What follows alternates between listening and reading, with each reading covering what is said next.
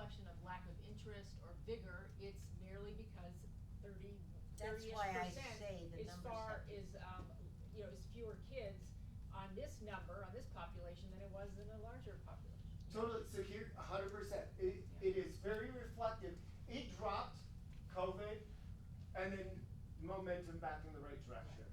Again, here is another for our elementary choir process, even down to the elementary level, because we are unpacking data to that deep. We're saying, well, is there an issue in the Madrigals program? So let's go back all the way to the foundational level and see, where are they dropping off, or are they dropping off, or is it because the enrollment is just what it is? And it is, the enrollment is what it is. And you're right, that the perception is a lot, I've heard that many times. We have to beg people to join the Madrigals. Well, there's fewer kids in general, so there may be less who are interested. And it could be 2 to 3 kids that helps make up that difference. But I'm saying, when you showed me numbers compared, that I can, but the population of our community doesn't see that. And that's, we're addressing. But that's part of this strategic plan, is that we are the people, we are the representatives, we are the marketing masters of the district. are we And if marketing we aren't poverty? saying it, and we're not promoting it, and we're not celebrating it, saying, you're right, I wish there was 90 more kids, but our new reality, post-2008, up to this point, following the timeline, we're actually the same percentage of students are participating in our programs. When you go even, when we start to look at like our AP 2-year summary, that's still your thunder and all. However, we are getting more of our smaller population involved. We did a US News and World Report update, and one of the largest things is open access to AP. We're doing it, right? With a smaller population on campus, we are getting more students involved into those programs of the AP process. I'm gonna kind of jump over here again, just saying the impact and the percentage of, again, when we look at our AP scores, people, like you said, Mrs. Marcus, there's 122 kids on our campus, that's almost 10% of our population, took the AP English language and composition, and we still scored, our mean score was over a 3.26. We are a small school district now. We are not 5,000 plus students, right? We are a small school district, and we are still competing as far as the offerings and programs with some of the largest districts out there, and if not outpacing them as far as what we are able to providing our residents in BHUSD. And I do not want to get long-winded. Again, it's the same with the SATs. Now, back to your numbers. What I hope in your packets, for those that have packets, is Dr. Brady in opening, so it's a couple down.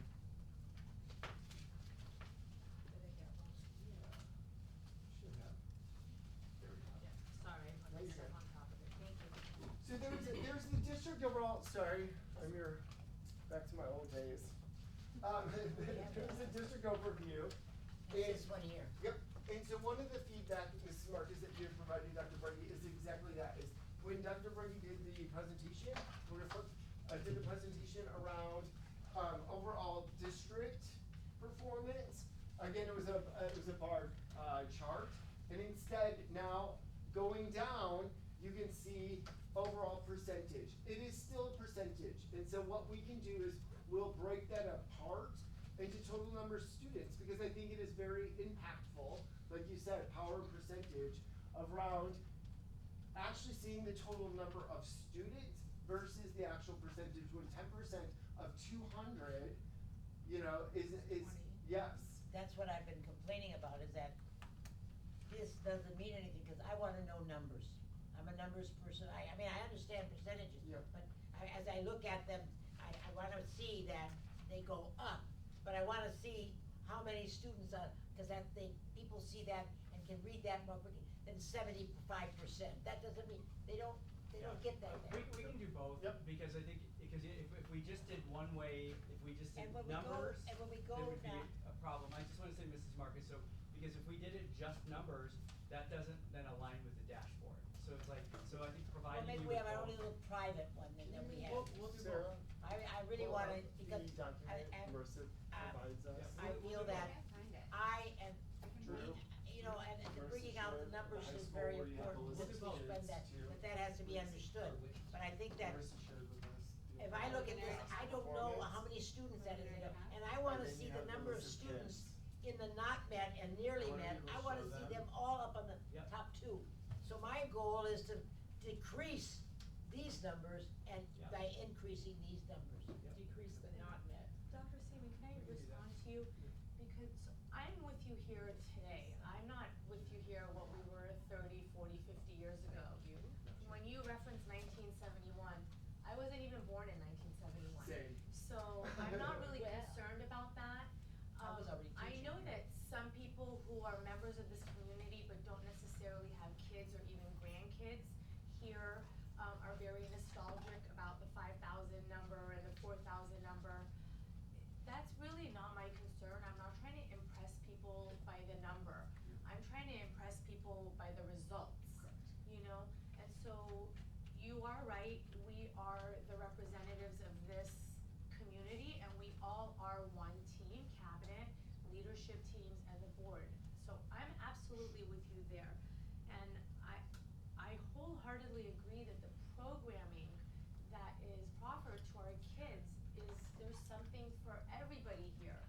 And I think that you can feel that in the, on the career day, you can feel that when parents come up to you and they come up to me and they say, wow, this is like a private school experience in a public school setting. So I'm there with you 110%. With that said, the numbers are concerning because now we're going in the wrong direction. There is some deterioration. And so we have to just, that is what it is. That has nothing to do with 5,000, 4,000, 3,000, 2,000.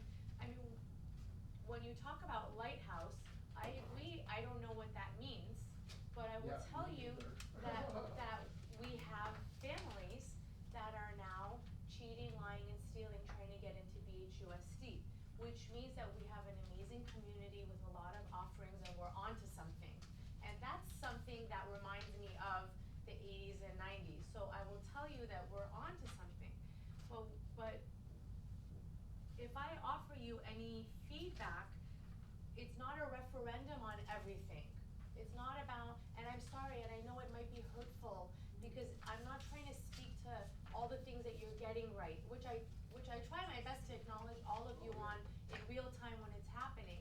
But in this moment, we are getting some important things wrong, and so here we are.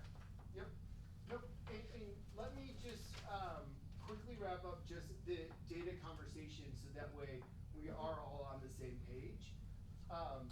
So district overview itself, you'll see there are 14 opportunities for growth across the district.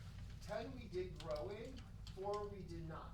And this is being that honest conversation.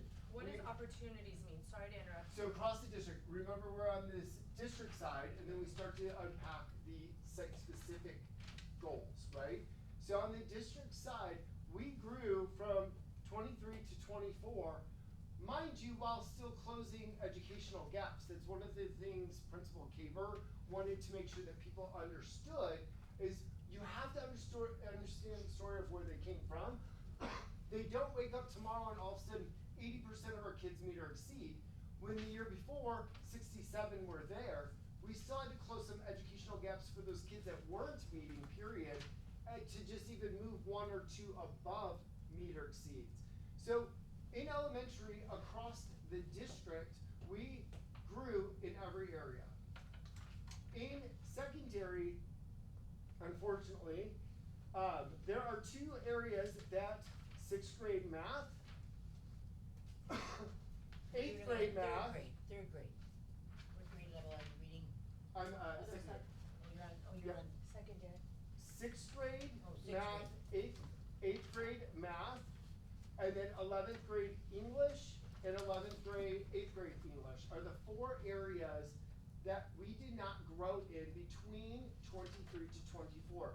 To your point, Judy, that's part of our primary focus. An example, and I'm just oversharing for their group, is when the question comes up about individual test scores, and I can show you, we have each individual student into a spreadsheet where that's shared with our principals for us to be able to tackle both in ELA and in math.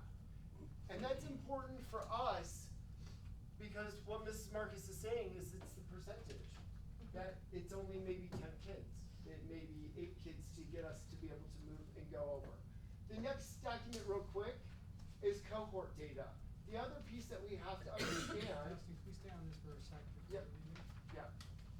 Okay, so the numbers that jump out at me, and I see you're looking at the 14. What grade level are you looking at, Mr. Margot? Just in general, the chart in general. Yeah, What I okay. noticed the trend is, elementary, like you said, we had improvement everywhere. Well, no. Secondary. No, not well, true. sorry, is except for, Elementary, 5th grade math. right, sorry. No, we grew No, we did. across the In district and all. elementary, it's all positive, in Yeah, the it's all positive growth, direction, and that's good. What Yep. I'm But noticing if you look is, specifically. on at the- average. when you look, on average. Yep. one second. Okay, good. So the goal is to move these bands, right? Yep. So you look at the yellow band, the nearly met level, Mhm. and in the elementary, 5 out of the 6 of those, you've actually done what you wanted to do and get more kids out of that band. That's right. To get to 3. Problem is, level 1, Mhm. that I'm seeing across the board and on both sides, is that we're actually putting kids into level 1 more than we're getting them out. Yep. Okay? The yellow's going both So to me, directions. right, so to me, that's the biggest flag on this document as far as moving forward, because I think that, we need, and I know that there's plans in here to tackle that stuff, it's clear, but just to bring that out in this setting, that's what I would wanna see a focus on, right? You wanna get your 3s to 4s, you wanna get people out of 2, and getting them out of 2 means they go to 3, not that they go to 1. Totally. Right? Yeah. So we're not, there's some people that are underperforming that we really need to make sure, and I know that there's interventions in place now, I know we're catching, there's way more, kind of nets being thrown to catch those students, more than ever before. Yep. That's absolutely paramount, that there's thoroughness and follow through with those particular students, however they fall into it. And of course, you know, I say this as I've been saying for a long time, not all of this is going to be fixed at school, okay? As long as honest conversations are being had between teachers and parents and students, and perhaps administrators and parents, that things we know we have to change things here to address some of this, but they have to change things at home. Yeah, it's a Right. partnership. We have to, there has to be buy-in, otherwise we're gonna be treading water over and over and over again. Make the small improvement, get a little kudos, but we're really not making anything significant. But are the parents given that opportunity? Can we talk about that? Well, I mean, I would say after putting kids through the entire district, Mhm. yes. Yeah. Parents are Okay. given the opportunity, whether parents are taking the opportunity, that's a question. Or are they Because- defensive and? What are you thinking of But when you say the opportunity? how do you know? What are the That opportunities? it's the exact reason why Dustin is bringing policy changes in front of us regarding intervention, because it's gonna redirect, parents into a kind of a win-win scenario where you're not gonna have a choice not to put your kids in intervention, right? You have to, we can't leave it for them anymore to make these decisions, and we're writing policy to support that. Yes. Because we can't control what goes on in the home, but we can control what goes on in the classroom. And if we see that students are struggling, we're finding ways now to look at it and say, let's redirect these students to really get on top of it. And like all good intervention, it's not permanent.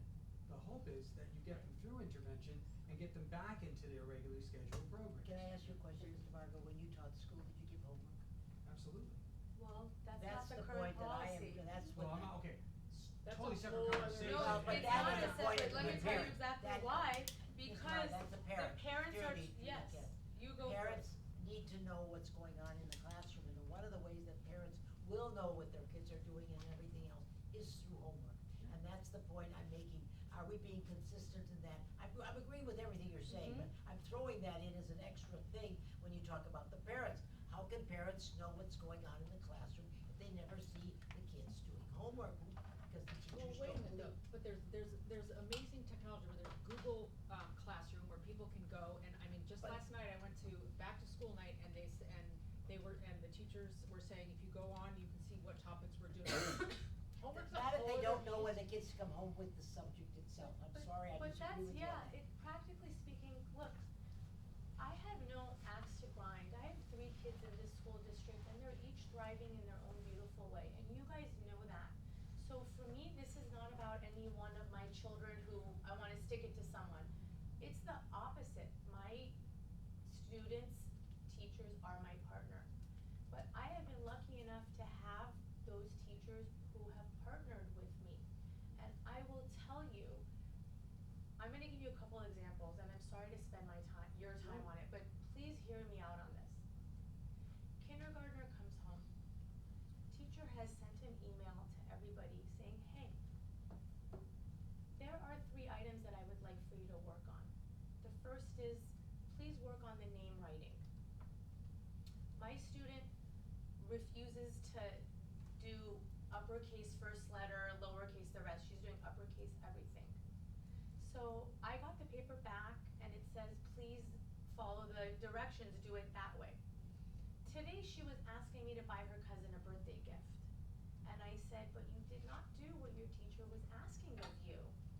So tonight when you get home, I would like you to redo it on a fresh piece of paper, and then I will make the purchase for this super special birthday gift. It's not that my student was learning rocket science. It was that I was given the opportunity to be the partner and to reinforce what's happening in school. And then the teacher said, I would also like for you to ensure that your child is engaging in a chore. So now we have kindergartners